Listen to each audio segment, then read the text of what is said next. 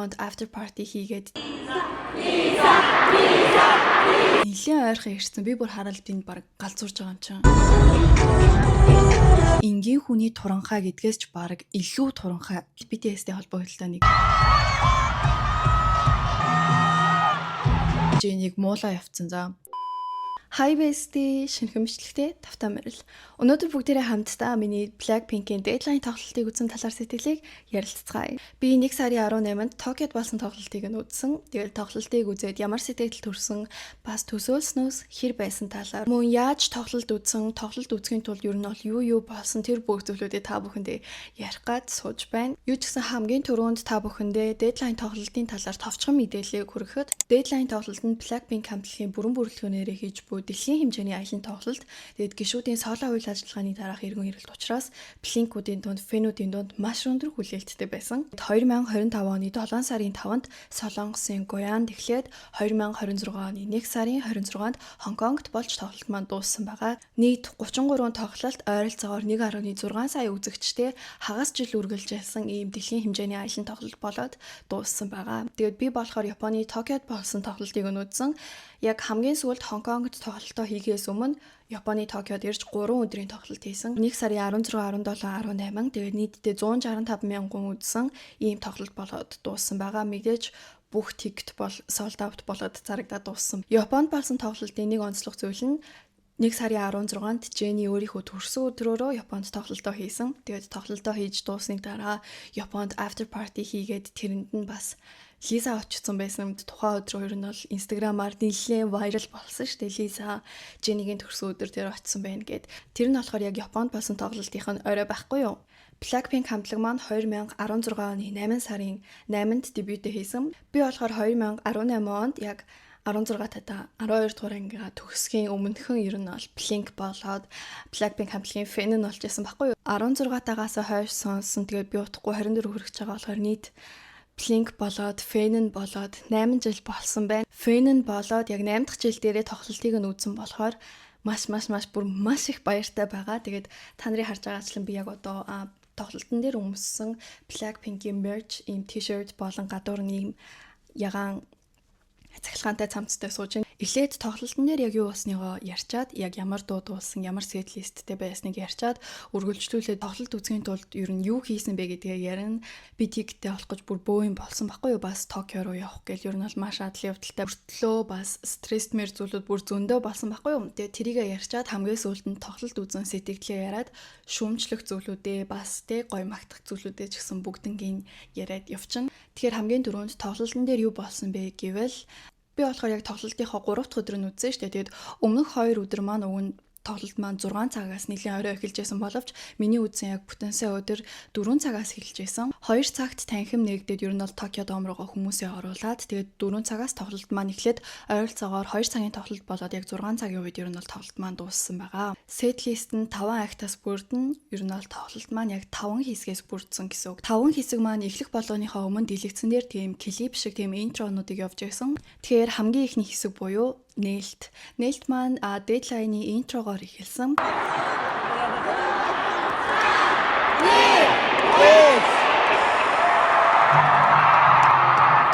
Охтууд маань гарч ирээд хамгийн ихний дугаараа Kill This Love.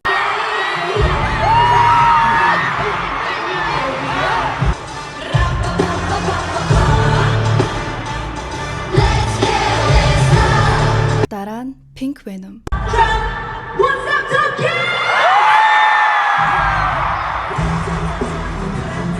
Тэгээд How You Like That.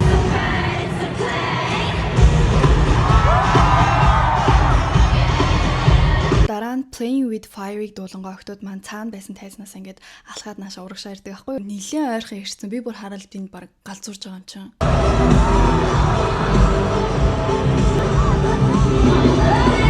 Shut down.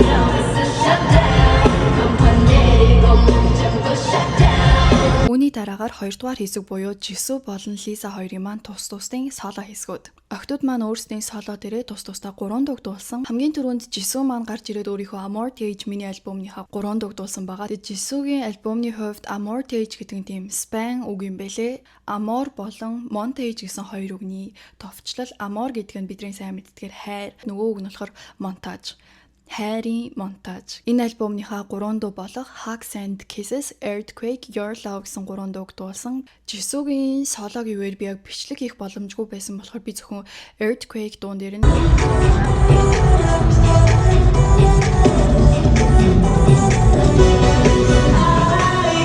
Jisoo бүр гүнж бүр амар хөөрхөн заяа соло дээрээ тийм цагаан богинохон дэрвэр палажтай гарч ирсэн байхгүй юу? Зүгээр л гүнж бүр амар хөөрхөн. Гэтэ манайхан Blink-үүдээ намайг үнэхээр уучлаарай, би яг Jisoo-гийн солоноос Earthquake-ийг бол мэднэ л дээ. Гэтэ Hugs and Kisses-ийг бол сонсч байсан ч гэсэн би үгийг нь юусоо мэдэхгүй байсан заяа. Тэнгүүтээ Your Love гэдэг дууг нь би яг үнэндээ яг тоглолтын дээр л анх удаа сонссон заяа. Би тэрнээс өмнө юусоо энэ дууг сонсож байгаагүй. Би энэ дууг сонсоогүй бүр хаагуур нь өнгөрчвөө гэл. Тэгэл хажууд байгаа хүмүүс ч угаасаа ингээ бүгдээрээ мэдээд байгаа болохоор ингээ үгийн дагаад ингээ дуулаад байгаа штэ. Тэгсэн би бүр юу дууных нь үгийг нь мэдэх байтугай ингээ сонсож байгаагүй дуу. За дараа нь Lisa-гийн соло. Lisa болохоор өөрийнхөө Alter Ego альбомныхаа Vixie-гийн дүрээр гарч ирсэн. Jisoo-гийн интро хэсэг болохоор айгуу тийм даруухан, айгуу тийм эмгтээлэг байсан бол Lisa-гийн интро хэсэг болохоор ингээд хамаг биений үс босгом айгуу зэвүүн ихэлсэн.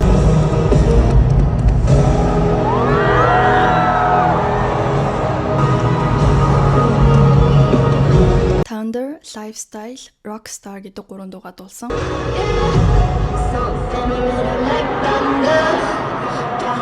Make you wonder.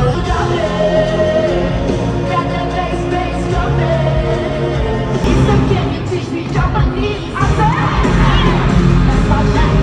Baby, I'm a rockstar. Lisa-гийн солоны дараа охтууд маань буцаад хамтлагаараа бөөндөө гарч ирнэ. Тэгэд Pretty Savage.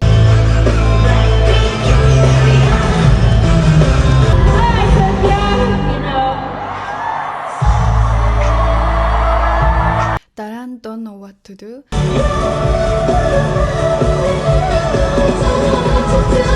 Тэгээд үүний дараагаар охтууд маань фэнүүдтэй зориулаад ингээд японоор ярьдаг. Тэр ярианы хэсгийг Rosie яг удирдаад чиглүүлээд ер нь бол яриад явсан. Ихэнх K-pop хамтлагууд зөвхөн солонгостой үйл ажиллагаагаа явуулахаас гадна Япон руу бас нэлээд хөрхөн үйл ажиллагаагаа явуулдаг шүү дээ. Өөрсдийнхөө зарим дуунуудыг яг солонгос ориг хувилбараас нь гадна Япон вершнтэй гаргадаг шүү дээ. Тэгээд би тоглолтын дээр гинт дуунуудаа японоор дуулчих үедээ гэж яагаад солонгос хувилбараар нь л сонсуулаараа л үгийн хальт мөлд мэднэ үү гэхээс яг япон вершнийг нь юусоо сонсож байгаагүй юм чин. Тэгсэн ашгүй нөгөө яг Японд зориулж байгаа тоглолт биш нөгөө дэлхийн хэмжээний аялын тоглолт гэдэг утгаараа дуунуудаа ориг хувилбараар нь дуулд юм байлээ. Юу ярьж байгаад энийгээрээ авчив?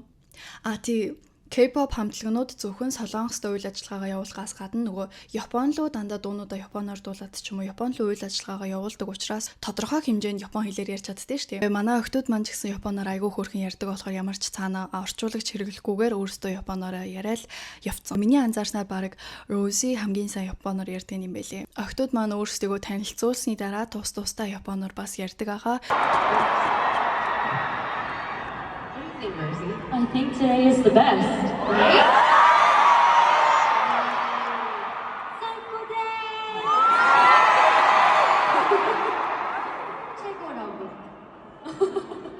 Rosie болохоор өнөөдөр ингээд ирсэнд баярлалаа. Та нар ингээд айгуу гоё хөгжилтөөр өгөөд.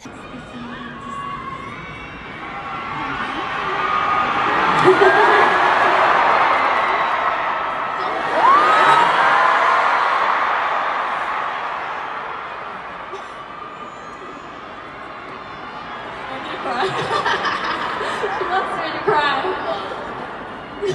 Happy tea. Happy tea. Jisoo болохоор ингээд та нар үлсэж гэнэ үү? Тоглолтоо дуусгачаа та нар ингээд гоё хоол идээрэй гэл. 皆さん、ご飯食べますか？そうですね。終わってお腹ペコペコですね。今日の公演を楽しんで終わったらご飯たくさん食べる。食べてください。Харин Лиза болохоор Японоор тийм сленг үг ашиглаж хэлдэг байхгүй юу? Минна кёва гэдэг үгээрээ хонтоны азас гэдэг байхгүй юу? Азас гэдэг нь аригато гозаимас буюу баярлалаа гэдэг үгний арай сленг ярианы хэлбэр гэх юм уу? Японы яг залуусын хоорондоо ашигладаг тийм сленг үг. Тэгээд Лиза азас гэж хэлсэн чинь ингээд Блинкуд каккои дэ Лиза хаста кул юм а гэж орхилтоо бүр бөө юм болж байгаа юм чинь.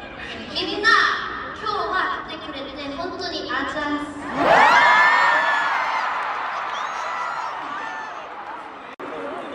上手上手。リサリサリサリサリサリサかわいい。みんなキャレクターみたいです。リササ Jenny болохоор нөгөө гурвыгаа бодвол айгүй даруухан байсан. Нихоншу буюу Япон архин ингээд бидний хувьд ингээд онцгой зүйлээ те биднэрт ингээд айгүй утга учиртай зүйл. Бид нэр буцаж ирэхийн тулд 3 жилийг зарцуулсан гэж. Тэр нь юу гэсэн үг вэ гэвэл Blackpink хамтлаг маань яг 3 жилийн өмнө Born Pink дэлхийн хэмжээний аялын тоглолтын үеэрээ бас Японд ингээд те бүрэн бүрэлдэхүүнээрээ хамтлагаараа ирж тоглолт хийжсэн баггүй. Тэгээд тэрнээс хойш 3 жилийн дараа бид нар ингээд Японд те хамтлагаараа ингээд тоглолт хийгээд иргэн хүрээд ирлээ гэсэн утгаар хэлсэн баггүй. 待ちました。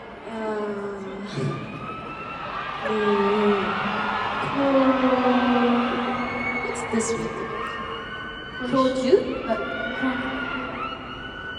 Anyone? What's this week? 今週は私たちに大きな意味だと思いですけど、3年かかりました。帰ってできるよ。 Тэгээд октод маань ярьж дуусны дараа whistle. Every time I show up love more Тэгээд stay.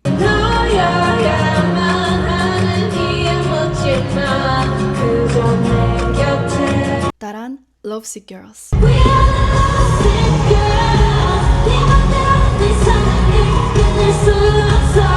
Дөрөвдүгээр хэсэг буюу Jenny болон Rosie хоёрын маань тус тусын соло хэсэг. Jenny маань өөрийн Ruby альбомынхаа 3 дуу болох Like Jenny,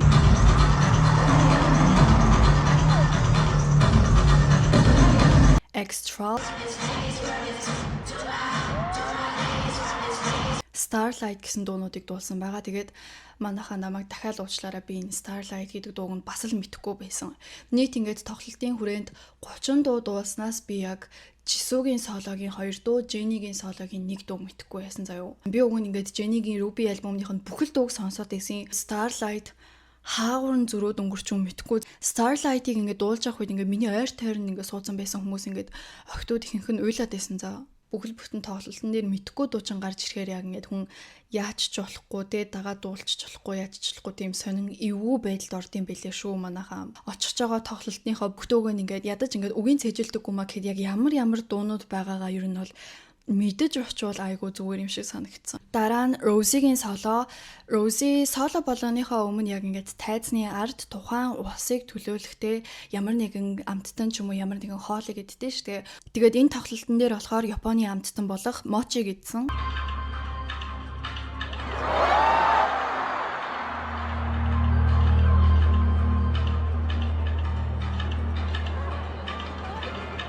Хамгийн ихэнд Number One Girl энэ дуугаа дуулахдаа Японы нэгэн алдартай гитарч нэг тайзан дээрээ ураад дуулдаг байгаа.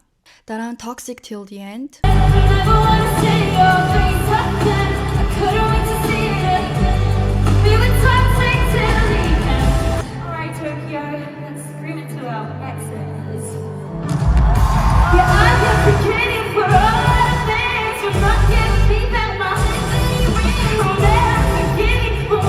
Тэгээд мэдээж Apathy-г бас дуулсан байгаа. Apathy-г бас дуулах болгондоо ингээд нэг бол өөртөөгөө адилхан харагддаг тийм фэнигэ эсвэл яг ингээд VIP урт хэсэг сууж байгаа хүүхдүүдээс ингээд нэгийг ингээд тайзан дээр дуудаж гаргаж ирээд хамтдаа дуугаа дуулдаг аахгүй. Энэ өдөр болохоор яг өөртөө адилхан шар устай ерөн төстөө царайтай нэг фэн нь гарч ирээд хамтдаа дуулсан.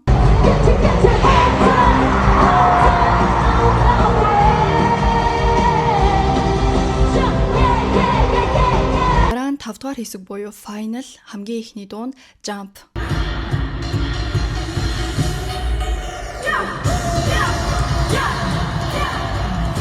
Дараа нь Бумбая.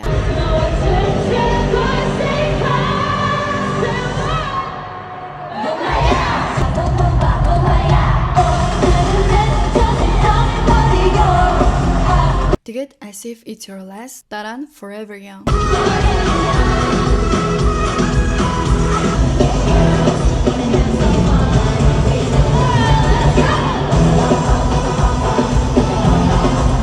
Тэгээд энэний дараагаар охтууд маань тийм том машин шиг юмн дээр суугаад яг ингээд фэнүүд ихе урдуур ингээд явдаг. Миний сууж исэн суудалтай ер нь бол айгүй ойрхон хүрээд ирсэн. Бүр хаасан тэнд тайз биш ингээд надаас ингээд те хорхон сандалны зайтай бүр ийм урд хүрээд ирсэн. Ийм ойроос харж байгаадаа бүр хөөрөөд уцаа гаргаж ирээд бичлэг хийсэн чинь ингээд миний ингээд бүр ингээд гар салгалаа.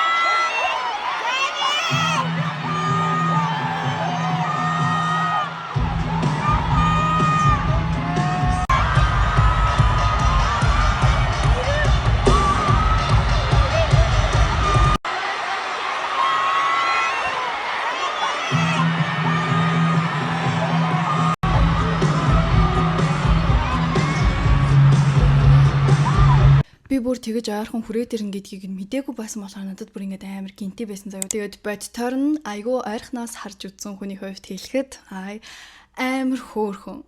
Бүр зүгээр л амар хөөрхөн, амар туранхай тэнгэрийн дагин.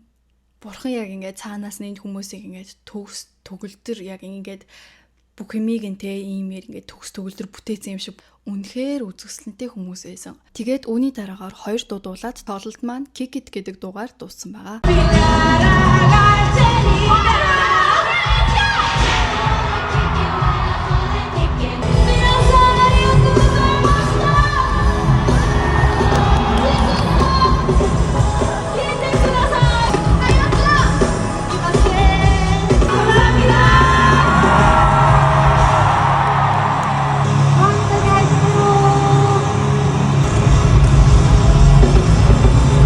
Би өмнө нь яг 3 жилийн өмнө Born Pig тоглолтыг нь үзэх гэж ер нь бол фейлдчихсэн байхгүй юу? Яг 2023 онд тоглолт хийх гэж хахад би яг ингээд дөнгөж Японд ирээд удаагүй байсан. Төгрөг Йенийхаа ингээд ханшны учрыг нь жолоочгүй. Тэгээд ядаж байгаа тоглолт болохоос 7 хоногийн өмнө мэдсэн болохоор тигтэн бүр ингээд 2-3 нугалцсан амар үнэтэй. Тэр үед чинь би яг 20-тай байсан байхгүй юу? Тэгээд дөнгөж ирсэн те надад тийм бэлэн гаргаад өгч мөнгө байгаагүй болохоор би ингээд мөнгөгүйгээсээ болоод өмнөх тоглолтыг нь үзэж чадаагүй байхгүй юу? Таньдаг ихэнх охтууд ингээд тоглолтыг нь үзэл стори хийгээл дээрээс нь хинэнч байлаа. Лиза ч илүү Рози ч илүү яг ингээд тоглолтынхоо дуусны дараа ингээд хотын гудамжаар алхаж байгаа тийм сторинуудыг хийгээд тэр тоглолт болохоор Токиогоос гадна бүр яг ингээд миний амьдардаг байсан манай хотод ирж тоглолт хийсэн баггүй юу. Тэгээд бүр ингээд нэг улсад нэг хотод амар ойрхон ирчээд байхад би ингээд тоглолтыг нь үзэж чадаагүй дээ. Тэр үед бүр ингээд гутраад буруу санаагүй бол би бараг л уйлсан байна. Тэгээ ядаж хахад 3 жилийн өмнө тэр тоглолтын үеэр чи одоо ингээл энэ бол ингээд те Blackpink хамтлагийн сүүлийн тоглолтоо. Одоо охтууд маань ер нь бол YG-та хийсэн гэрээн ингээд хугацаанд дуусж байгаа болохоор ингээд Blackpink хамтлаг таарна. Сүүлд гаргасан Shutdown гэдэг дуу нь ер нь ингээд дуусж байгаа шүү. Хамтлаг маань тарж байгаа шүү гэсэн утгатай. Баахан тийм rumrууд гараад бүр ингээд амар ойлгомжгүй байсан шүү дээ. Тэгээл би бүр ингээд Blackpink хамтлагийн тоглолтыг үзэх ингээд сүүлийн боломжоо бараг алдчихлаа. Ингээл охтууд маань тарчиж байгаа мэн. Ингээл тэгэл bone drama за тэгээд хизээ нэгэн цагт ямар ч хамаагүй аргаар би ингээд заавал үзэндээ гэж тэр үедээ бодож байсан байхгүй юу. Тэгсэн чинь ашгүй яг түрүү жил ер нь бол ингээд охтууд маань соло үйл ажиллагаануудаа дуусгачаад бөөндөө цуглараад те одоо ингээд дэлхийн хэмжээний аялын тоглолт хийж байгаа шүү гэдгийг зарлаад би чинь бүр бөөн баярлж байгаа юм чинь. Энэ удаад л ямар ч хамаагүй аргаар энэ тоглолтыг заавал үзэн шүү гэж бодсон чинь нэг л мэтгэд Японд тоглолтын тасалбарууд ингээд суулгаанд болж дуусаад аль хэдийн бүх тасалбарууд ингээд зарагдаад дууссан байсан. Би өөрөө ингээд сайн ягтлаагүйгээсээ болоод суглаанаас хоцроод ингээд тасалбар нь дууссан заяа дахиад үзэж чадахгүй байна гэдэгтэй гоцраал тэгэл ямар ч хамаагүй аргаар үзмээр санагдаад энэ тоглолт ягаад ч юм Blackpink-ийн сүүлийн тоглолт ч юм шиг санагдаал ингээд за энийг л үзэж чадахгүй бол цаашдаа ингээд ягаад ч юм бүр ингээд дахиж байхгүй юм шиг нэг тийм муу зүүн савин төрөөд гэх юм уу нөгөө өмнө нь угаасаа үзэж чадаагүй болохоор ядаж энэ удаад ингээд тэ үзэх боломжоо би ингээд алдмааргүй байсан байхгүй юу. Тийм болохоор түрүү жилийн 7 сараас эхлүүлээл ингээд таньдаг хүмүүсээсээ тэ илүү тикет байна уу, зарах тикет байна уу гэж асуугаал. Японд тэгэж нөгөө тикетээ дамлаж зардаг сайтууд, аппликейшнууд байдаг аахгүй. Тэгэл тэндээс өнийг нь харахаар ингээл амар үнэтэй заяа 2 3 дахин ингээд нуглаа хайцсан. Үнэтэй байсан ч хамаагүй үзье та гэж бодвол тэрийг ингээл скриншот хийгээл ChatGPT-гээс энэ яг ингээд баталгаатай мүү гэдээ асуухаар ингээд гүй баталгаагүй чи бараг үзэж чадахгүй энэ зэрэгэд болтгоо. Тэгээд яг Японд нөгөө монголчуудын зарын группүүд байдаг штэ. Facebook группүүд тэр хүртэл би айгүй олон пост бичсэн. Тэгэл би ч 7 сараас хойш огт ингээд TikTok авч чадаагүй дэ бүр амар гутраал. Ер нь бол за энэ удаад ч гэсэн би ингээд Blackpink-ийн тоглолтыг үзэж чадахгүй байна гэдэгтээ ер нь бол эвлэрсэн байсан байхгүй юу. Тэгээ үнэхээр л гинтийн аз тохиогоол үзчихдэг юм бол ер нь бол худлаан байна да гэд би ер нь бол буугаад өгсөн байсан.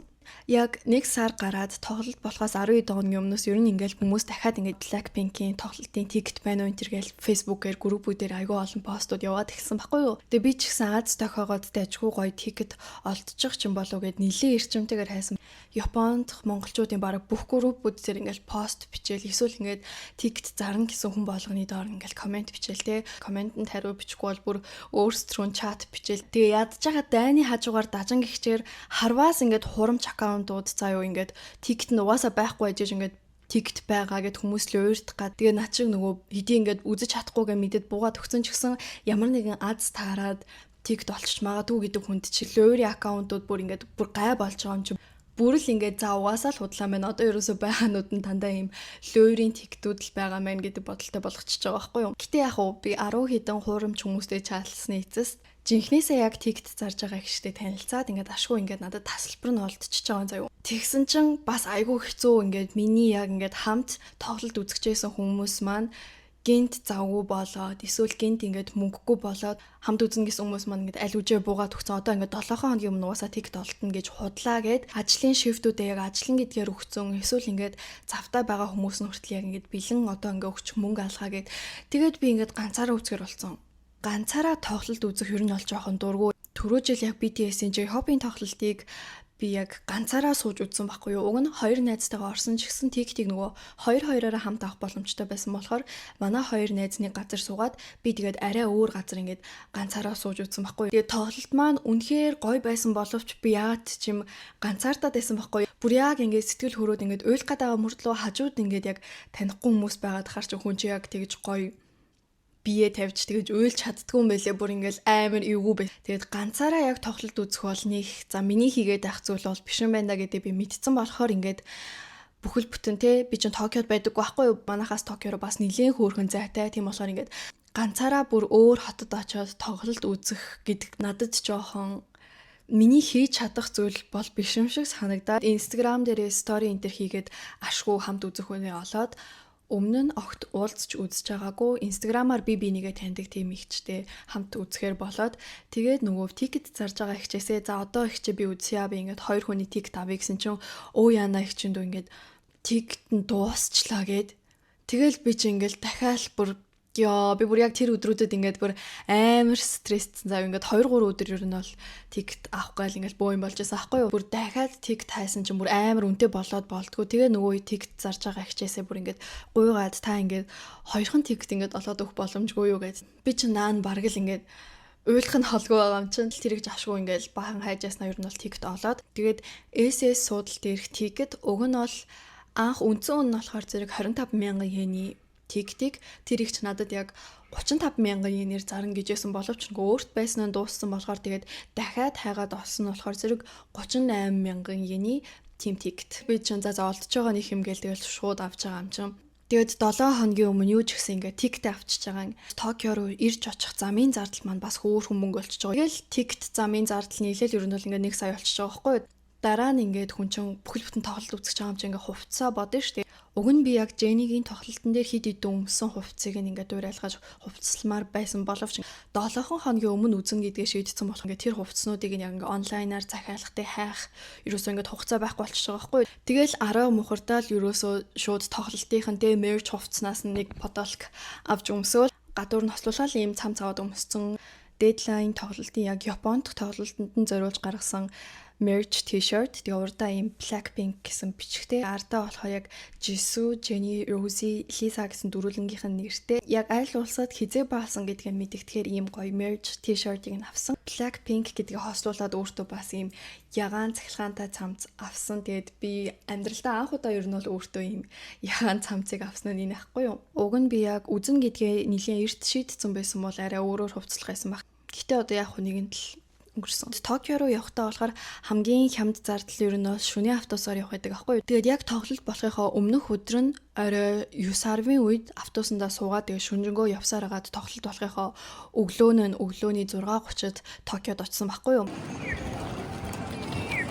Өглөө нэлээд эрт очсон байсан болохоор ер нь бол ихэнх газар хаалттай заяа 24 цагийн кафе ч юм уу эсвэл яг нөгөө метроны буудлууд нь л нэгдсэн. Тэгэл ерөөсөө метроны буудлын 0 те икиний 0 орол ингээл нүүр гараа угаагаал нүрээ будаал эхэлж байгаа байхгүй юу. Чин жоохон санаа зовоолт яг нэг гадаад жуулчин шиг л харагдах гэсэн чи харин юу бүр 0 бүр зүгээр битүү охтууд заяа. Би яг үнэндээ нүрээ будах гэж тэнд ингээд бараг л оочралсан заяа. Тэгээ Японд угаасаа угаалгын өрөө нь яг нөгөө бие застдаг нойлынх нь хэсэг болон яг гараа угаадаг хэсэг, нүрээ буддаг хэсэг нь бас хөөрхөн тусдаа байдаг аахгүй юу. Хүмүүс ер нь бол ингээд 0 орох гэж нэг талд очирлоод, нүрээ будах гэж нэг талд очирлоод тэгээ баахан том чимдамтай тийм Япон охтууд байгаа аахгүй юу. Нэг нь ингээд шууд амаагаал нүр амаа ингээд угаагаал дуусангууд ард нь яг ингээд оосоо барьцаа охин ингээд очирлол хүлээж байгаа. За охтууд чинь газ нүрээ будаал тэгэл дараачихын хүн нэрэл бас нүрээ будаж байгаа юм чинь. Бид хоёр ч гэсэн нүрээ газ будчихгоотаа үргэлжлүүлээд нэг кафе ороод өглөөний цагаа уунга бас хөөрхөн давхар уцаа цэмгэлж байгаа юм. Тоглолт маань бүр 2-оос эхэлж хүмүүсээ оруулах байсан болохоор Токио Дом дээр нэг 12-ийн үед очиж байгаа гэж тооцоолоод тэр хүртэл яг тоглолт болж байгаагаас арай өөр газар тийм Blackpink-ийн тоглолтын нэг pop-up store болж байсан. Тэгээд тэнд нь яг нэгээс өмнө очиод уг нь оочролсон ч гэсэн хүмүүс аль үжээ өглөө эртдээ 12-оос өмнөх цагуудыг нь авсан байт юм билээ. 12-оос хойш ингээ pop-up store руугаа орох боломжтой болоод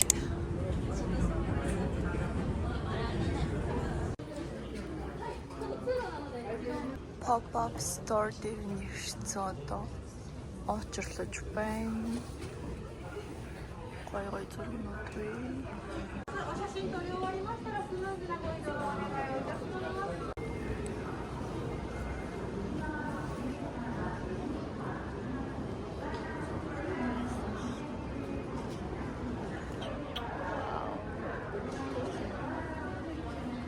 Дөрч угаасаа 12 гээл тоглолт болох газар дээр очсон бай гэж төлөвсөн болохоор pop-up store-оос цаг авах болоод шууд тоглолт руу очсон байхгүй юу. Тэгсэн чинь тэр нь баг болсон байлаа. Угаасаа тоглолт болохын өмнөхөн Tokyo Dome-ийн нэг давхарт нь угаасаа pop-up store байсан. Тэгээд бүр юу бит хоёрын өглөө очсон газар дээр зарим бараанууд нь байхгүй байсан бол яг тоглолт болох газрын доор нь угаасаа бүх бараа байсан. Мэдээж маш их хүнтэй байсан. Тоглолтыг үзэж байгаа тэр олон 100 мянган хүнээс гадна зүгээр тоглолт үзэхгүй ч гэсэн тэнд яг ингээд зөвхөн pop-up store дээр нь орох гээд бас бас ирсэн байсан юм байлээ. 30 минут очролч ижил нэг юм авч байгаа юм чин. Ийм бахан юм зарж байгаа юм байна. Light stick-ээс гадна хувцснууд, янз бүрийн зөвлөлт мөл эрэхтэй эмхтэй. Тэгээд энэнийх нь очрон хартаа. Энэ баг ойролцоогоор 30 минут очролч иж юм авах боломжтой юм байна. Тоглолтын дундуур өсөж магадгүй гэж бодод галс хоолой идээд Солонгос хоолны газрын болгосон чи Таиланд хоолны газар байсан байна. Амтан гайгүй гэж найдаж байна. 2 цагаас хаалга нэгээд оруулах хүртэл ер нь бол яг Tokyo Dome-ийнхоо урд зураг мураг авахулаад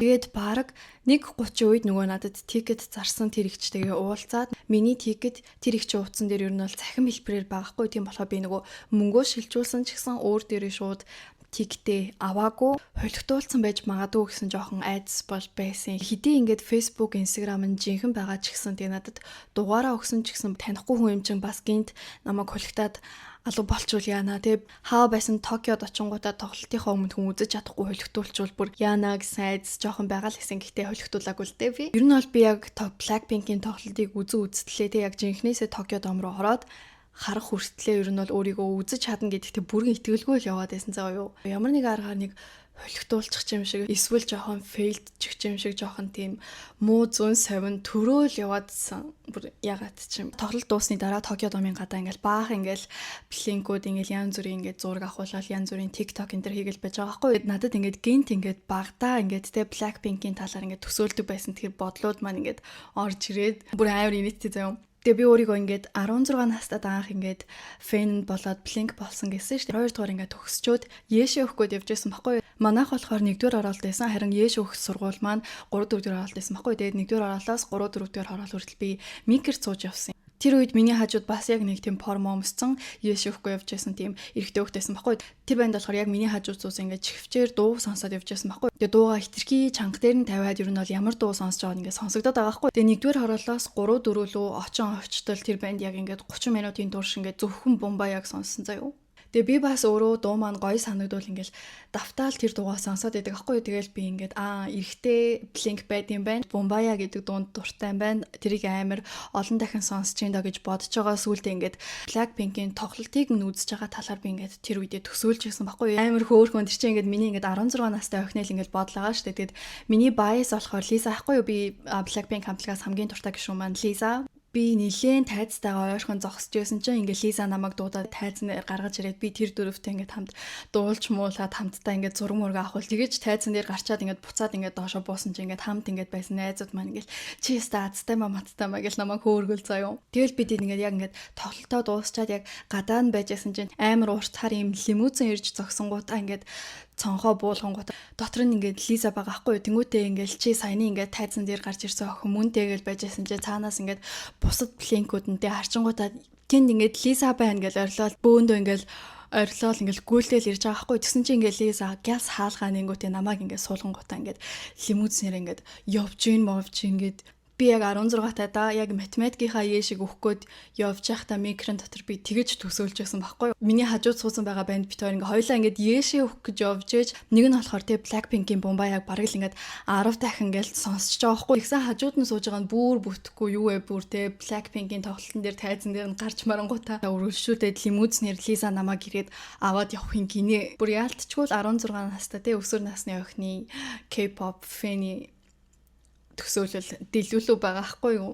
Би яг өөрөө тоглолтоо үзэж дуусгачаад гадаа нь байжсэн чи гинт нөгөө тэр 16 насны те Яэшийн өглөө яг юу бодоод төсөөлөд явж байсан тэр маань ингээд бодогдоо заяа. Ягаад ч юм бүр ингээд жинхнээсээ тэр дөрөв ингээд ханаас ч хамаагүй ингээд гараад ирчих юм шиг санагдаад арайч бас Лиза хар лимузинтэйгээ хурж ирсэн намайг авахгүй ч гэсэн нэг энэ тэндээс гинт ингээд гарч ирээд фэн уулзалт хийж мэгээд гарын үсгээ авах юм шиг ингээд санагдаад тэндээсээ явмааргүй санагдаад тэгэхээр ерөөсөө 16 таач бай 23 таач бай K-pop фэнүүд бол айгүй дэлгүүлүү байдаг аахгүй. Тэгээд тоглолт маань угаасаа бүтэн сая өдөр болсон учраас нэгтгэгт нь би ажилтай. Тийм болохоор тоглолтоо дуусгачаад шөнийн автобусаар буцаад Токиогоос ирсэн байхгүй юу. Тэгэхээр тоглолтын өмнөх шөнө нь яг шөнийн автобусаар те нойргүй Токиод очингуудаа тоглолтоо үзчихэд шөнийн автобусаар дахиад ингээд олигтоо унтсан ч байхгүй нойргүй ингээд буцаад хүрээд ирсэн болохоор нэлийн хөөрхөн ядарсан. За тоглолт үзсэн сэтгэгдэл гэвэл мэдээж маш гоё байлгүй яг би ч бараг л өөрийнхөө хүүхэд насны мөрөөдлийг биелүүлсэн гэхэд ер нь бол болно штэ. Хүүхэд нас гэхээсээ илүү өсвөр насныхаа мөрөөдлийг биелүүлсэн гэх юм уу. 16 таа Яэши өмнөх хүртэл Blackpink-ийн тоглолтыг үзээ явж гин гэж төсөөлдөг байсан. Охины хувьд ингээд жинхнээсээ тоглолтыг нь үзнэ гэдэг чинь бараг л мөрөөдлийг нь биелүүлснээс ялгаагүй штэ. Тэрнээс гадна би ч бас 20 тоо тоглолтыг нь үзэж чадаагүй дээ. Хөөрхөн гуниглаад байжсэн тэр охины ч гэсэн би бараг мөрөөдлийг нь биелүүлсэн байгаа байхгүй юм. Тэгэхээр бараг л 16 настай болон 20 настай өөрийнхөө мөрөөдлийг биелүүлсэн гэд хэлчихэд нэх буруутахгүй байх гэж бодож байна. Тэгээ тоглолтын хувьд шүүмжлэх зүйлүүд нь гэвэл өмнөх 2 өдөр болсон тоглолт нь ер нь бол 6 цагаас нэлээд орой эхэлж байсан болохоор яг ингээд нар жаргаад айгүй гоё болсон юм шиг л. Миний тоглолт үздэг өдрөө болохоор нэлээд эрт эхэлсэн 4-өөс эхэлсэн болохоор нар жаргаагүй байсан. Тэгээд Токио домын дээвэр нь яг тийм онгорхой бол биш. Тэгсэн мөртлөө жоохон гэрэл орохоор тиймэрхүү заагтай гэх юм уу. Тэгээд тэрүүгээр нь ингээд гэрэл орж ирээд ер нь бол эхний 1 цаг надад жоохон сонирн байсан. Тэгээ өмнө нь яг би 2 тоглолт үзсэн байхгүй. Тэгээ тэр 2 тоглолт маань хоёулаа яг ингээд хав харанхууд болохоор айгүй гоё. Тэгэж одоо тоглолтондоо яг ингээд өөр зүйл сатаарахгүйгээр тоглолтондоо тэгэж орж өгсөн гэх юм уу. Тэгээд Blackpink-ийн тоглолтын хувьд болохоор яг наар жаргатал эхний нэг цаг надад жоохон тийм сонирн байсан. Ингээд хитрхи гэгээтэй болохоор хин хаана юу хийж байгаа нь амар харагдаад гэх юм уу. Уг нь би ингээд шууд бүх анхаарлаа ингээд тайз руу хараад те зөвхөн ингээд хамтлагийнхаа гишүүдийг л хармаар байтал ингээд миний уурт сууж байгаа хүн юу хийж байгаа, хажууд байгаа хүн юу хийж байгаа гэдг нь амар харагдаад байсан болохоор ингээд өөрөө ирэхгүй миний анхаарал ингээд өөр зүйл рүү сатараад исэн. Тийм юу гэж хэлмээр юм битээ. Яг нэг тийм одоо клуб дотор харанхуй байжгаад гинт ингээд гэрэл асчингууд бид нэг жоохон сонирн болд нь шүү дээ. Би биенээс ичээд ч гэх юм уу. Би жоохон сонирн жишээ авчих шиг болоо. Гэтэ ер нь яг тэрнтэй адилхан мэдрэмж байсан. Тэгээ эхний нэг цаг ер нь амар гоё дуунууд яваад байгаа мөртлөө яалтч надад жоохон тийм дутуу байгаа юм шиг санагдсан. Би ингээд яг тоглолт руугаа бол 100% анхаарч өгч чадахгүй байсан. Тэгээд бас нэг өөр шүүмжлэх зүйл нь гэвэл ер нь дуу нь айгүй сул байсан. Спикер нь жоохон сул байсан болов уу гэж би ойлгосон. Өмнө нь үзэн тоглолтуудтайгаа л ер нь ингээд харьцуулаад байгаа байхгүй. Тэгээ өмнө нь үзэн тоглолтууд баг ингээд удаан сонсвол чих өвтгөр хэмжээний тийм чанга байсан байхгүй. Тэгээ Blackpink-ийн тоглолтын хувьд бол бас нэг юм нь Tokyo Dome угаасаа тийм байт юм уу мэдгүй. Жоохон аян жоохон сул байгаад тах шиг байсан. Tokyo Dome болох ч байгаа тоглолтыг бол ер нь бол нар жаргахаас өмнө дэ 4 цаг 5 цагт ер нь зохион байгуулагдаж байгаа тоглолтыг бол үзэхээс илүү аль болох тэ бусад өдрүүдэд нь 6 цагт болж байгаа тоглолтуудыг нь үзэх нь дээр юм шиг санагдсан. Бас нэг юм нь өмнө нь ер нь Born Peak тоглолтын үеэр болохоор зэрэг тайз нь ер нь айгүй нүсэр байсан шүү дээ. Ер нь бол айгүй гой тайзнуудтай. Тэгээд тэрийгэ ботход энэ удаагийн дедлайн тоглолт нь бол тайз нь маш энгийн байсан. Ер нь тайз жоохон сүртэй байгаад те янз бүрийн дэлгэцүүд нэмж өгөөд тайз нь одоо хөдөлдөг ч юм уу эсвэл тайзны зохион байгуулалт ер нь гой байхаар тоглолтыг бас илүү гой болгоод юм шиг санагдсан.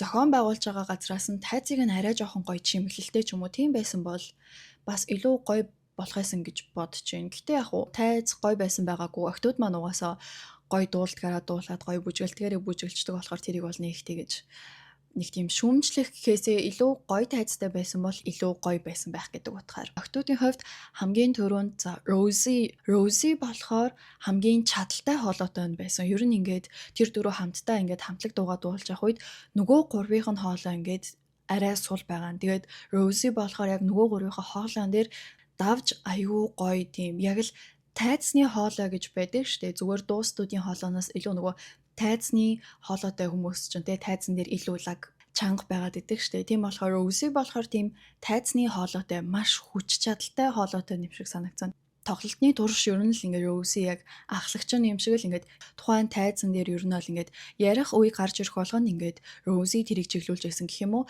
Фэнүүдтэйгээ үзэгчдтэйгээ ярих зүйлүүд дээр хүртэл Rosie солонгосоор, англиар, японоор ер нь холиол яриад байсан. Тэгээд яг ингээд Rosie-г ярьсны дараа Rosie-г ингээд заа чи яриарэ гэж хэлсний дараа ингээд бусад хамтлагийн гишүүд нь яг яриад байсан. Тэгэхээр ер нь бол Rosie бол яг тоглолтыг бол үнэхээр ингэж те бүгднийг удирдаад чиглүүлээд авч явж чаддаг. Rosie-гийн солонуудтай нь бол бүр угаасаа ярилтгүй соло дуунууд нь үнэхээр гоё байсан. Бусад гишүүдийнх нь солонууд ер нь бол нэлээд их тийм бүжиглдэг хэсгүүд ихтэй бол яг Rosie-гийн соло болохоор ингээд бүжиглэх гэхээсээ илүү дуулалт руугаа ингээд төвлөрсөн соло байсан ба. Тэгээ дуулалтынхаа хувьд ч гэсэн Rosie угаасаа үнэхээр гоёор үзүүлж чадсан. Тэгээд сологийнхоо дараа өмссөн outfit нь бүр үнэхээр гоё. Бариу ягаан дублааж байсан. Тэр бол бүр зүгээр л амар гоё харагдчихэл. Rosie тэнд бүр зүгээр л гүнж. Дараа нь Jisoo-гийн хувьд бол Jisoo ч бас нөгөө гурвыгаа бодвол арай их ч тэ ер нь бол онны гэж нөгөө хэдэн дууддээ штэ. Гэхдээ надад ягаад ч юм Jisoo хамгийн жоохон юм шиг санагдсан. Jisoo ер нь бол хамгийн игдүүтэй юм байсан. Тэгээд манай хэд маань хамгийн сүүлийн дуу болох Kick It гэдэг дуугаа дуусчаад ер нь бол ингээд тайзан ингээд доошоо ороод ер нь бол тоглолт дуусах хэрэгтэй байсан байхгүй. Тэгсэн чинь ингээд Jisoo өөр газар дуулаад тайзан буух гээд байхад тэ бөөндөө ингээд баяртай гэж хэлгээд байхад Jisoo ирдгүү нөгөө хідэн дуудаал тэнгууд ингээд Jisoo амар хөрхэн тэргээр гүйж мөгөөл Jisoo хамгийн жоохон юм шиг санагдсан. Тэгээд ер нь ингээд хүмүүс чинь яг нөгөө Jisoo-г нөгөө гурвыгаа бодвол бүдүүн гэдэг тиймэрхүү байдлаар ингээ жоохон ингээ доош нь хийгээд байдаг шүү дээ. Дөрүлээ ахуулсан зургийнхын доор ингээл те haters орж ирэнгүүтээ Jisoo өстө бүдүүн Jisoo өстө бүжиглж чаддгүй маддгүй нөгөө гурвыг нь харалтаа Jisoo өстө хамгийн намхтан хамгийн бүдүүн гэл янз бүрээр яриад байдаг шүү дээ. Гэхдээ яг боддоор нь харсан хүний хувьд бол Jisoo ерөөсөө тийм нөгөө хідээсээ бүдүүн тэгээд яриад байгаа шиг тийм бүдүүн ерөөсөө биш ингээд бодтороо тэр дөрүүлээ бүр үнэхээр туранхай бүр ингээд зүгээр энгийн хүний туранхай гэдгээс ч баг илүү туранхай. Юун бүр яг ямар нүдэрээ хараад жисүүг тэгэж бүдүүн мүдүн гэдэг нь юусоо ойлгохгүй заа яг ингээд боддоор тэр тоглолтын дээр бол бүр зүгээр л үнэхээр дөрүүлээ амар гоё биетэй, амар туранхай, амар хөөрхөн. Тэгэж янз бүрээр муулж байгаа хүмүүс гарч ирвэл шууд уртаас нь хэрэлтгэл хэрэгтэй. Чи тэгээ боддоор харсан юм уу?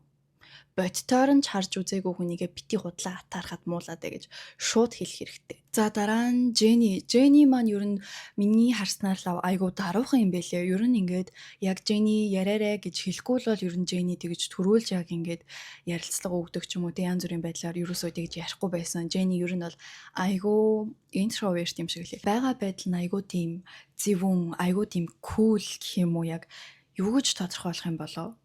Dark feminine energyтэй гэд хэлжүүл буруутах юм болов. Юу ч хэлэхгүй зүгээр зогсож байгаа нь хүртэл айгүй тийм гоё ауратай. Тэг яг тоглолтын үеэр миний хажууд эрэгтэй эмэгтэй тийм хосууд суусан байхгүй. Тэгээд яг охин нь тоглолтын дундуур ингээд Jenny харчаад Jenny амир ядарсан юм шиг байна. Jenny амир залхуу харагдчихэр энэ төр гэд хэлээд болдгоо. Тэгээд тэр охин болохоор яг ингээд өмнөх өдрийнхэн тоглолтыг нь бас үзсэн байлээ. Тэгээд өчигдрийнхийг бодвол ингээд илүү ядарсан байна. Өчигдрийнхийг бодвол ингээд бүр хөдлөхгүй байна мэн гэ. Тэгээд л юу нэг гомдлоо л байсан заяа. Тэрнээс нь болоод би огт ингээд тэгээд Jenny-г ингээд хөдөлж гэнэ үү, яаж гэнэ үү, бүжгэлж гэнэ үү энэ төр гэдэг нь анзаараагүй мөртлөө тэр охиныг хэлснээс хойш ингээд өөрийн ирэхгүй ингээд миний нүд ингээд Jenny руу яваад тэгээд тэр охин яг ингээд дуусгын алдад нэг завсарлага авсан чинь тэр үеэр бас ингээд Jenny-г муулаа явцсан за. Тэгсэн мөртлөө яг ингээд Jenny ингээд урдуур тэр дөрүүлээ ирсэн штэ ингээд урдуур ингээд том машинтай. Тэр үеэр тэр охин ингээд Jenny гээл амар өрлөөд гисэн заяа. Тэгэхээр одоо байсан Jenny юм шиг байгаа. Тэгсэн мөртлөө Jenny-г ингээд залхуу байна энэ төр гэж шүмжилдэг. Энд ч тийм байна, тэр ч тийм байна гэд Лизагийн соло дээр өмсөн хувцс ингээд өчигдрийнхоос жоохон муу байна. Энэ төр гэд ер нь ингээд өөлөөл ингээд муулаад байсан заяа. Тэгээ тэр нь ядж байхад ингээд надад сонсогдохоор ингээд жоохон чанга хэлээд байгаа болохоор надад тэр нь айгу төвхтөө байсан. Jenny яг ингээд дуулж байгаад ер нь бол хамтлагаараа ингээд дөрүлээ бүжиглэж байгаа үед хайлт ер нь бол нөгөө үедийгээ бодвол суулж бүжиглэжсэн үе байсан уу гэвэл байсан. Гэхдээ тэглээгээд ингээд бүр ингээд дуулахаа болол ингээд зүв зүгээр зогсчихж байгаа юм бол биш шүү дээ. Тэр чинь ерөөсөө ингээд 2 цагийн тоглолтын турш ингээд яг хитгэн удаал тэг хитгэн секунд л зүгээр зогссон юм яг тэрийг нь хараад л хэвээр залхуу малхуугаар шүмжлээд байгаа бол надад бол нэг таалагдахгүй байсан. Тэг яг нөгөө үзэгчдийн хувьд, фэнүүдийн хувьд болохоор зэрэг те энэ тоглолтыг үзнэ гэдэг нь ерөөсөө өөрийнх нь амьдралд тохиох те ганцхан удаал баг Blackpink-ийн тоглолтыг үзэж байгаа тэр боломж нь байж магадгүй амьдралдаа ганц удаа л үзэх боломжтой тэр тоглолтоо үзэж байхад нөгөө хамтлагийн нэг гишүүн жоохон ингээд зүгээр зогсоод ч юм уу жоохон нөгөө эдийгээ бодвол ирчүүч муутай байгааг нь харангуудаа миний үзэн тоглолт дээр ингэчлээ гэдэг өнцгөр жоохон харах гэдэг юм шиг лээ. Харин нөгөө талд октоодын маань өнцгөөс бол тэр чинь ингээд бүхэл бүтэн хагас жил үргэлж байсан тоглолт те. Тэгээд тэр чинь бас зөвхөн тоглолтоосоо гадна өөр өөрсний хувийн үйл ажиллагаа те янз бүрийн брэндүүдтэй хүртэл ингээд те гэрээ хийцэн маш олон шагнал гардуулах ёслууд дээр хүртэл октод маань явж байдаг шүү дээ. Ер нь бол энгийн хүнийг бодвол тэр чинь баг тэгээ 10 20 дахин ачаалттай завгүй амьдэрдэг хүмүүс шүү дээ. Тийм байхад нь ингээд хитгэн удаа жоох ингээд амраад хитгэн секунд зогсцсныхын төлөө тэрийг бол залхуу малхуу гэж шүүмжлэх нь бол жоохон тийм байх. Тэгээ угаасаа манай Blink-ууд ч гэсэн тэгэж Jenny-гийн яг ингээд залхуу малхуу гэдгийг тодруулсан тийм рил бичлэг болгоныхын доор те Jenny маань нөгөө хэдийгээ бодвол ингээд сул биетэй гэдгийг нь байнга өмөрөөд байж байдаг шүү дээ. Тэгсэн ч гэсэн ингээд стил тоглолтын дээр нэрчээд Jenny-гийн баястай мөртлөө л Jenny-г ингээд шүмжилдэг тийм фэнүүд байгаа гэж бодохоор тэгээ зарим токсик фэнүүдийн яг дуртай дуучтайгаа яг ингээд өөрсдийнхөө хүслээр байлгах гэдэг тэр занганд нь бол би жоохон дургу. Тухайн дуучин ч ер нь бол өөрийгөө ямар баймаар байгаа те юу хиймээр байгаагаа мэдэн ш. Тэгтэл фэнүүд нь ингээд заримдаа ингээд те өмссөн аутфитэн дээр нь хүртэл ингээд шүмжлээл чи өстө юу өмссөн юм бэ те. Эсвэл ингээд стайлистик амар ингээд шүмжлээл. Одоо бол манай дөрөв ингээд аль үжээ нас биеинд хүрсэн те. Хинээсээ ингээд 30 гараад явж штэ. Тийм байхад ингээд 30 гарсан нас бие гүйдсэн эмэгтэйчүүдийг шүүмжлэн янз бүрийн байдлаар доош нь хийн гэдэг бол яг фэнүүд нь байж ээж тэгэж шүүмжлэх доош нь хийх бол яг сонир санагдаж байна. Үнэхээр л ингээд тухайн айдолд дуртай бол тухайн айдлынхаа бас дуртай зүйлийг ингээд гоё жоохон хүндэлдэг байвал те өөрийг нь байгаа байдлыг нь хүлээн зөвшөөрөд гоё дэмждэг байвал гоё юм болов уу гэж бодлоо. За дараа нь Лиза. Би чи яг 16 тагасаа л хойш ер нь бол ингээд Лиза баястай байсан байхгүй. Лиза яг нэг хэсэг өөрийнхөө бүжиглж байгаа бүжигнүүдээ тэгэж бичлэг болгоод YouTube-д оруулдаг гэсэн шүү дээ. Би бол тэр бичлэгнүүдэд нь бол үнэхээр л obsessed байдаг гэсэн заяа. Охтуудад ер нь л ингээд баг багаас ахуулаад тийм role model яг inspiration авдаг нэг од байдаг шүү дээ. Тэгээ миний хувьд болохоор яг Лиза байсан байхгүй. Тэгээ Лизаг тайзан дээр харах бол үнэхээр гоё байсан. Тэгээ яг тиймэрхүү яриа өгж байгаа те фэнүүдтэйгээ ярьж байгаа хэсгүүд дээр болохоор Лиза бүр айгүй игдүүтэй. Тэгсэн мөртлөө яг ингээд дуулаад эхлэнгүүд бүр ингээд шал өөр хүн шиг болцдог. Яг л Лиза өөрийнхөө альбомн дээрээ alter ego дээр ингээд 5 alter ego нэрлсэн шүү дээ. Ер нь бол тэр 5 alter ego тавуулаа Лизад байдаг. Тэгээ тайзан дээр ер нь бол тавуулаа янз бүрийн дуунууд дээр гарч ирдэг юм шиг надад бас жоохон санагдсан. Нэрээ тэгээд Япон фэнүүдийн хувьд надад бас жоохон сонир санагдсан зүйл байгаа. Япончууд ч ер нь нэлээд даруухан хүмүүс шүү дээ. Blackpink-ийн өөр улсуудад болсон тоглолтуудыг харахаар ингээд фэнүүд нь зүгээр л тийм нэг галзуураал те амар ойрлол тэгэл үргэлжлүүлээд ингээд ойрсон чигээрээ л байгаад байсан байхгүй. Хамт байгаа хүмүүсийнх нь ингээд бүр шар өгсөн бостол ер нь бол фэнүүд нь айгүй тийм дэмжлэгтэй байсан гэх юм уу. Ер нь бол фэнүүд нь айгүй галзуу байсан байхгүй. Тэгээ тэр нь надад айгүй гоё санагдсан. Тэгсэн чинь Япон фэнүүдийн хувьд болохоор тийм галзуу биш. Уг нь бол нэг орилсон бол орилсон чигээрээ жоохон ууддаг штэ. Ямар ч юм дээр тэгсэн чинь Япон фэнүүд яг ингээл орилонгуудаа шууд ингэж чимээг болчдөг. За бусад улс орны блинкүүдтэй амар орилол ер нь бол дөрөв охиныгоо бүр ингээл амар сайн ингээл те алга ташаад ч юм уу орилоод амар дэмжиж байгаа хгүй. Тэгсэн чинь Япончууд болохоор ингээл нэг орилол чимээг болчдөг. Нэг дэмжээл чимээгүй болчдөг. Бүр хитрхий дараахан байсан. Би ч уг нэгэд орилсон чигээрээ уг нь тэнд тэгээд галзуурмаар байсан баггүй даанч ингээд босод хүмүүс нь галзуурахгүй байхад би чинь ганцаараа тэгж орилсон чигээрээ галзуураад ээж тэнд чадахгүй шүү дээ. Тийм болохоор Япон блинкүүд жоохон бүр хитрхий дараахан. За тэгээд нэг юм байна да. Хэдий ингээд тиктийг нь яг тухайн үед навч чадаагүй ч гэсэн 7 хоногийн өмнө шийдээд тиктэй хайж олоод те тоглолт үзхийн тулд Токио руу шөнийн автобусаар нойргүй очингуудаа те тоглолтоо үзэж дуусгачаад шууд бас шөнийн автобусаар нойргүй ирээд маргааш нь шууд нэг төдөр байгаад ажилдаа байсан болохоор нэлээд ядарсан ч гэсэн тоглолт үзсэн тэр гоё мэдрэмжийн маань хажууд хитгэн өдрийн ядаргаа бол ер нь бол хажууд нь юуж биш шүү дээ. Тэгээд октод маань утахгүй шинэхэн миний альбом маань бас цацгаж байгаа. 2 сарын 27-нд Deadline-ийн миний альбом нь гарна. Одооноос бас хамтлагаараа буцаад эргэж нэгдээд үйл ажиллагаагаа явуулж байгаа болохоор утахгүй бас илүү олон гоё дуунуудтайгаараа эргэн ирэлт хийх байх. Хэдэн жилийн дараа дахиад бас утахгүй одоо дэлхийн хэмжээний аялын тоглолт дахиад зохион байгуулагдана гэж найдаж байна. Тэр тоглолтуудыг нь ч гэсэн аль болох боломжоор үзмээр байна. Японд бол угаасаа ирэх байх. Тэгээд энэ бичлэгийг үзэж байгаа блинкүүд маань ч гэсэн хэдэн жилийн дараа хэрвээ ингэж тоглолт зохион байгуулагдвал заавал очиж үзээрэй. Ер нь боломжтой байвал тоглолтыг нь заавал үзээрэй. Боломж байхгүй ч гэсэн одооноос ер нь ингээд те өөртөө багаар тоглолт үзэхийн тулд хөрөмтлөл үүсгээд байвал ирээдүйд хизээ нэг цаг тоглолтыг нь бол үзэж чадна гэж бодож байна. Би бол яг үндэ 16 таад анх фэн болж байхдаа ерөөсөө тэгж тоглолтыг жинхнээсээ үзнэ гэж бол бодож байгаагүй байхгүй. Тэр үед чинь миний хувьд Blackpink-ийн тоглолтыг үзнэ гэдэг чинь айгүй тийм холын мөрөөдөл байлаа штэ. Гэхдээ одоо бол Blackpink-ийн тоглолтыг үзнэ гэдэг тийм тэг байж боломгүй тийм мөрөөдөл биш шүү.